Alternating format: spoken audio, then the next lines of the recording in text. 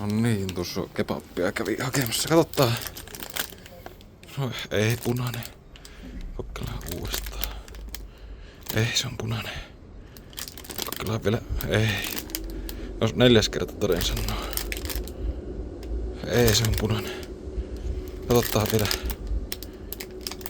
Vielä, ota nyt se. Ei sit. Tämä kebappi tonne saa paremmin tuohon. Ei, punainen. Tänään tuli justiinsa toisilta viesti, että nää on katsottu, että nää toimii kunnolla, nää ilokit. Semmonen sähköposti tuli, että... No niin, kato. Montako yritystä meni? En edes laskenut. Vähemmän kuin yleensä. Vitun tuossa. Tulee tosiaan muutettua pois ihan niinku puhtaasti tää ilokin takia, että älkää ikinä muuttako toisille tai semmoseen paikkaan, jossa ilokki. En voi suositella kellekään. Siis... Joo, Sitten kun tää pitää vielä työntää siinä omassa kotiovessa siihen lukkoon, niin alkaa vähän vituttamaan, kun ei pääse kotia omalla avaimella.